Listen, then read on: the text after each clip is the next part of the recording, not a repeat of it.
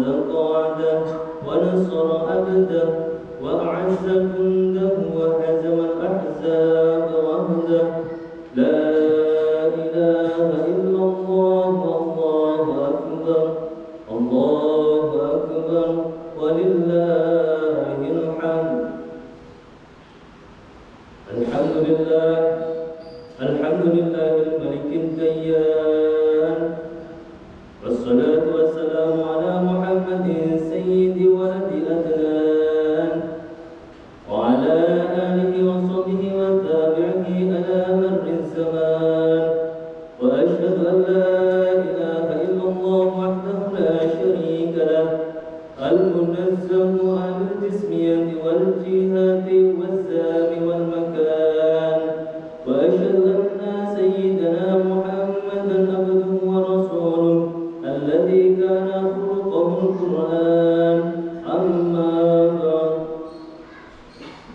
عباد الله أوصيكم ونفسي بتقوى الله المنان القائل في كتابه القرآن أعوذ بالله من الشيطان الرجيم بسم الله الرحمن الرحيم إنا أعطيناك الكوثر فصل لربك وانحر إن شانئك هو الأبتر صدق الله العظيم.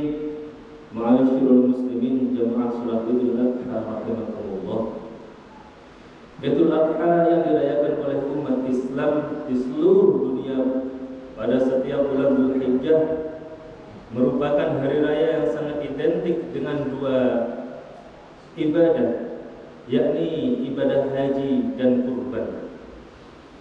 Dalam tuntunan Islam, kedua ibadah ini memang hanya bisa dilakukan pada bulan Dzulhijjah saja. Hari raya Idul Adha, haji dan kurban juga tidak bisa dipisahkan dari kisah dan perjalanan hidup Nabi Ibrahim alaihissalam beserta keluarga, karena banyak peristiwa yang mewarnai kehidupannya diabadikan dalam ritual ibadah haji dan kurban. Pada kesempatan khutbah kali ini, mari kita menapak tilas dan menelusuri kembali kisah perjalanan dan perjuangan hidup yang dialami oleh kakek moyang Nabi Muhammad SAW yang berkaitan erat dengan ibadah haji dan kurban. Dengan mengenang kembali perjuangan Nabi Ibrahim alaihissalam, diharapkan kita mampu mengambil ibrah, mengambil hikmah, dan mengambil nilai-nilai spiritual sebagai modal dalam menjalani kehidupan ini. Dengan memahami sejarah ini, mudah-mudahan kita juga bisa termotivasi untuk bisa melaksanakan ibadah haji dan kurban yang semua umat Islam mengidam-idamkannya. Ma'asyiral muslimin jamaah salat Idul Adha rahimakumullah. Kita awali kisah perjalanan dan perjuangan keluarga Nabi Ibrahim alaihissalam dan istrinya yang bernama Siti Hajar. Dari saat Allah menganugerahkan mereka seorang putra yang sudah diidam-idamkan, yang sudah dinanti-nanti sejak lama, kelahiran putra yang diberi nama yaitu Ismail, diiringi dengan perintah dan cobaan dari Allah Subhanahu wa taala untuk menempatkan Siti Hajar dan Ismail di daerah lembah yang sangat tandus dan sangat gersang. Kisah ini diabadikan dalam Al-Quran surat Ibrahim ayat 37. A'udzu billahi minasyaitonir rajim. Rabbana inni askantu min dhurriyyati biwadin ghairi dhi zar'in 'inda baitikal muharram. Rabbana liyuqimus salata faj'al af'idatan minan nasi tahwi ilaihim warzuqhum minats thamarati la'allahum yashkurun. Yang artinya, ya Tuhan kami, sesungguhnya aku telah menempatkan sebagian keturunanku di lembah yang tidak ada tanamannya dan berada di sisi rumahmu, yaitu Baitullah yang dihormati. Ya Tuhan kami, demikian itu kami melakukan agar mereka melaksanakan sholat. Maka jadikanlah hati sebagian manusia cenderung kepada mereka dan anugerahilah mereka rezeki dari buah-buahan. Mudah-mudahan mereka bersyukur. Saat tinggal di lembah itu, suatu hari Siti Hajar kehabisan air minum sehingga tidak bisa menyusui Nabi Ismail. Ia pun mencari air ke sana kemari sambil berlari-lari kecil antara Bukit Sofa dan Marwah sebanyak 7 kali. Peristiwa inilah yang kemudian diabadikan menjadi salah satu rukun haji, yakni sa'i atau berlari-lari kecil antara kedua bukit tersebut. Di tengah kesusahan itu, Allah menurunkan pertolongan melalui mata air yang muncul dari tanah tepat di bawah kaki Ismail yang saat itu sedang menangis kehausan. Di tempat inilah keluar air penuh berkah yang sampai saat ini bisa terus dinikmati oleh umat Islam di seluruh dunia, yaitu air Zam-Zam. Cobaan keluarga Nabi Ibrahim alaihissalam tidak berhenti sampai di situ saja. Nabi berjuluk Khalilullah atau kekasih Allah ini mendapatkan perintah dari Allah Subhanahu wa taala melalui mimpinya untuk menyembelih putra kesayangannya, yaitu Ismail. Perintah ini juga menjadi sebuah ujian keimanan dan ketakwaan Nabi Ibrahim kepada Allah Subhanahu wa taala, karena sebelumnya Nabi Ibrahim pernah mengeluarkan janji bahwa jika Allah menghendaki Ismail untuk dikurbankan, maka ia akan melakukannya. Ketika bermimpi diperintahkan untuk menyembelih Nabi Ismail, Nabi Ibrahim merasa ragu. Ia pun melakukan perenungan dan berpikir-pikir, apakah ini benar-benar perintah dari Allah Subhanahu wa taala. Peristiwa ini kemudian diabadikan dengan nama Tarwiyah atau hari perenungan, di mana kita disunnahkan berpuasa pada tanggal 8 Dzulhijjah. Setelah perenungan ini, kemudian hilanglah keraguan karena Nabi Ibrahim kembali bermimpi hal yang sama untuk menyembelih Nabi Ismail. Jika itu adalah benar-benar perintah Allah, perintah ini yang kemudian diabadikan dengan nama Arafah, yang berarti mengetahui, di mana kita juga disunnahkan berpuasa pada tanggal 9 Dzulhijjah. Ma'asyiral muslimin jamaah salat Idul Adha rahimakumullah. Setelah Nabi Ibrahim tahu dan yakin bahwa perintah itu datangnya dari Allah Subhanahu wa taala, maka ia pun menyampaikan dan berdiskusi dengan Ismail. Wahai anakku, sesungguhnya aku bermimpi bahwa aku menyembelihmu. Pikirkanlah apa pendapatmu. Lalu Nabi Ismail menjawab, wahai ayahku, lakukanlah apa yang telah diperintahkan oleh Allah kepadamu. Insya Allah engkau akan mendapatiku termasuk orang-orang yang sabar. Akhirnya hari itu pun datang, ketika Nabi Ibrahim dengan keimanan dan ketakwaannya serta Ismail dengan keyakinannya akan melaksanakan prosesi penyembelihan. Pada waktu itu setan juga terus membisikkan kepada Nabi Ibrahim, Nabi Ismail dan juga Siti Hajar untuk tidak usah menjalankan perintah dari Allah Subhanahu wa taala. Namun keyakinan mereka tidak goyah sedikit pun untuk mengusir setan yang mengganggu. Maka Nabi Ibrahim pun melemparinya dengan batu, yang kemudian peristiwa ini diabadikan dalam ritual ibadah haji, yaitu melempar jumroh. Ketika detik-detik Nabi Ibrahim akan menyembelih Nabi Ismail, Allah Subhanahu wa taala berfirman dan memerintahkan Ibrahim untuk berhenti dan tidak menyembelih Nabi Ismail. Firman ini bermaksud dalam Al-Quran surat As-Saffat ayat 7 sampai 10. A'udzu billahi minasyaitonir rajim. Wa fadainahu bi dzibhin 'adzim wa tarakna 'alaihi fil akhirin. Salamun 'ala Ibrahim kadzalika najzil muhsinin.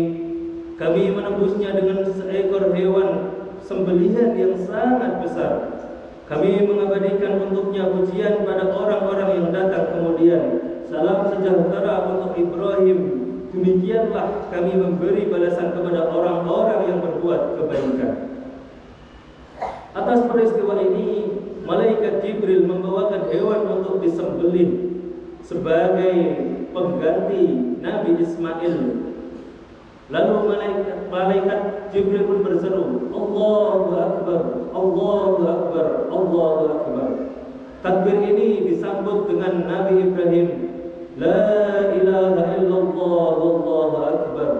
Lalu disambung lagi dengan Nabi Ismail, Allahu Akbar, walillahil hamd. Dari peristiwa inilah umat Islam kemudian disyariatkan untuk menyembelih hewan kurban di hari raya Idul Adha pada tanggal 10 Dzulhijjah. Ma'asyiral muslimin jamaah salat Idul Adha rahimakumullah. Dari peristiwa bersejarah keluarga Nabi Ibrahim ini, kita bisa banyak mengambil hikmah dan keteladanan.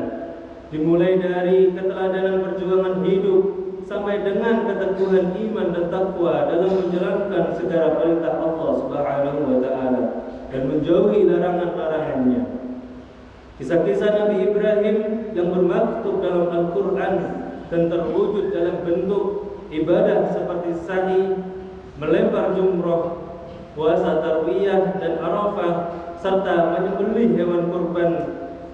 Ini harus semakin meningkatkan keyakinan dan keteguhan kita dalam beribadah, karena memang tujuan dari diciptakannya kita ke dunia ini adalah untuk beribadah kepada Allah. Allah berfirman, "Wa ma khalaqatul jinna wal insa illa liya'budun." Tidaklah aku menciptakan jin dan manusia kecuali untuk beribadah kepadaku. Quran surat Az-Zariyat ayat 56. Ma'asyiral muslimin jamaah salat Idul Adha rahimakumullah. Dalam menjalankan ibadah haji dan kurban, kita membutuhkan keteguhan dan keyakinan yang kuat. Karena harus rela mengeluarkan harta dan harta yang kita miliki. Jika tidak memiliki niat yang kokoh, maka haji dan kurban pun akan sulit untuk dilakukan. Namun kita tidak perlu khawatir. Harta dunia yang kita keluarkan untuk berangkat ke tanah suci akan dibalas oleh Allah Subhanahu wa taala dengan kenikmatan kehidupan akhirat di surga yang abadi. Dalam hadis riwayat Bukhari, Rasulullah sallallahu alaihi wasallam bersabda, "Al-hajjul mabrur laisa lahu jazaa'un illa al-jannah." Tidak ada balasan yang pantas diberikan bagi haji yang mabrur kecuali surga. Begitu juga dengan ibadah kurban. Rasulullah telah menegaskan dari Siti Aisyah yang diriwayatkan oleh Imam Tirmidzi dan Ibnu Majah, yang kurang lebih artinya tidak ada suatu amalan yang dikerjakan oleh anak Adam pada hari raya Idul Adha yang lebih dicintai oleh Allah dari menyembelih hewan kurban. Karena hewan itu akan datang pada hari kiamat dengan tanduk-tanduknya, dengan bulu-bulunya, dan dengan kuku-kuku kakinya. Darah hewan itu akan sampai di sisi Allah sebelum menetes ke tanah. Karenanya, lapangkanlah jiwamu untuk melakukannya. Ma'asyiral muslimin jamaah salat Idul Adha rahimakumullah. Demikian khutbah Idul Adha yang mengangkat tentang kisah inspiratif penuh perjuangan dari keluarga Nabi Ibrahim alaihissalam yang diabadikan dalam ritual ibadah haji dan kurban. Semoga bisa menambah pengetahuan kita sekaligus meningkatkan keimanan dan ketakwaan kepada Allah Subhanahu wa taala, dan Allah senantiasa menurunkan hidayah dan rizkinya kepada kita semua supaya kita bisa menjalankan tugas untuk beribadah, khususnya mampu untuk melakukan ibadah haji dan kurban. Amin amin ya rabbal alamin. Barakallahu li wa lakum fil Qur'anil azim wa nafa'ani wa iyyakum bima fihi min ayati wa dzikril hakim wa taqabbalallahu minna wa minkum tilawatahu wa innahu قولي هذا فأستغفر الله العظيم إنه هو الغفور الرحيم. اللهم صل وسلم وزد وعد وتفضل وبارك بجلالك وكمالك على زين عبادك وأشرف عبادك سيدنا ومولانا محمد وعلى آله وصحبه ورضي الله تعالى عن الصحابة أجمعين.